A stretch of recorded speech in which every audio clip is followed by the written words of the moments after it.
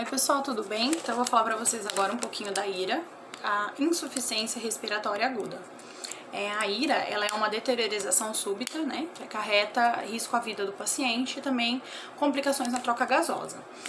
Ela acontece quando a troca de oxigênio por dióxido de carbono não atinge a velocidade com que o organismo consome o oxigênio e produz o dióxido de carbono.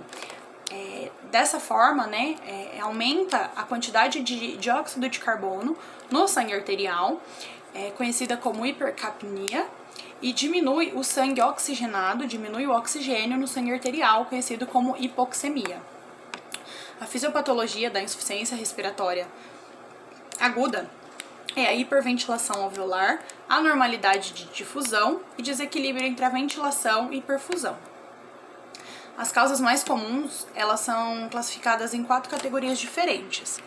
Então, quando esse paciente ele tem um estímulo respiratório diminuído, causado por uma lesão cerebral,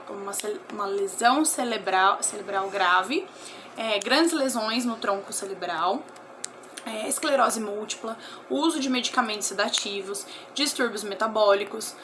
Esses distúrbios, eles prejudicam a resposta dos quimiorreceptores no cérebro, que promovem a estimulação respiratória normal. A disfunção da parede torácica, como distrofia muscular, poliomielite,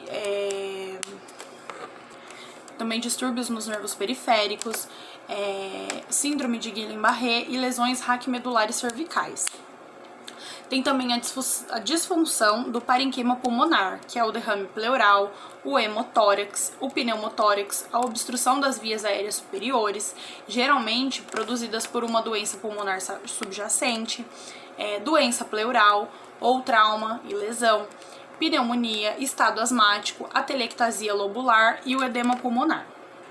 Outras causas que também podem provocar, né, a insuficiência respiratória aguda pode ser após uma cirurgia torácica ou abdominal, e ela pode ser causada pelo efeito dos agentes anestésicos, analgésicos e os sedativos usados durante a cirurgia, que pode diminuir, né, a frequência respiratória, e o que também interfere bastante em relação à cirurgia é a dor.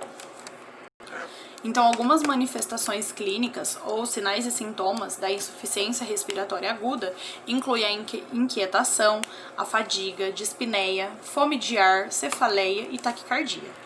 À medida que a hipoxemia ela progride, pode ocorrer também a confusão mental, letargia, taquicardia, taquipneia, acianose, sudorese e, em último caso, a parada cardiorrespiratória. A assistência de enfermagem, ela tem por objetivo corrigir as causas e restaurar a troca gasosa adequada. Então, pode conter medidas farmacológicas, medidas físicas, medidas psicossociais e a oxigenoterapia, e inclui também uma equipe multiprofissional. Isso quer dizer, não só o médico e a equipe de enfermagem, mas também um fisioterapeuta, um terapeuta ocupacional, para restabelecer essa função respiratória desse paciente.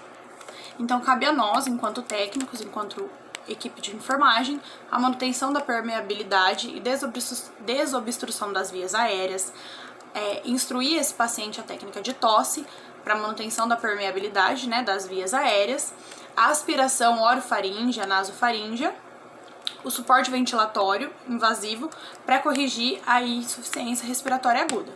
Então, esse suporte ventilatório para que esse oxigênio chegue, né, caso tenha alguma obstrução ali nas vias respiratórias, esse oxigênio chega mais facilmente até o pulmão.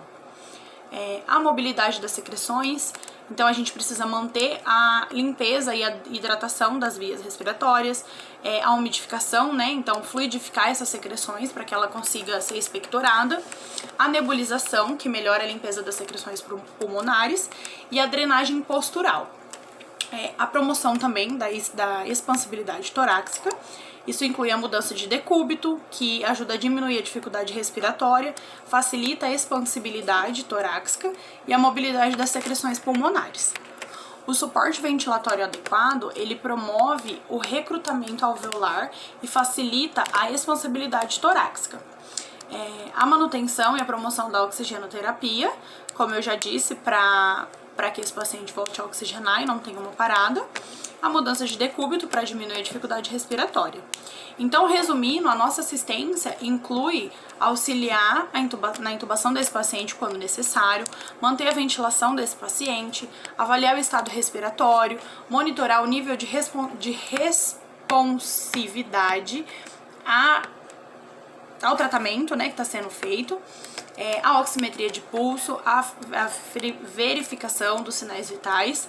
Isso quer dizer, avalia todo o sistema respiratório desse paciente e utilizar medidas, como a mudança de decúbito, os cuidados orais, cuidados cutâneos, a amplitude de movimento dos membros, para facilitar, para evitar, as complicações, né, no quadro clínico desse paciente, além, é claro, de orientar não só esse paciente, como também a família, a sempre verbalizar todas as dúvidas que esse paciente ou essa família tiver, entendeu? Então, sempre que necessário, auxiliar esse paciente nas dúvidas dele, orientar a família e tá sempre ali do lado desse paciente, acalmando. Não é uma situação fácil, então esse paciente acaba ficando nervoso, ansioso, então a gente precisa ter uma tranquilidade, uma segurança naquilo que a gente tá falando e fazendo pra tranquilizar esse paciente, porque quanto mais nervoso ele fica, menos ele vai conseguir respirar e pode complicar a situação dele. E eu acho que é isso.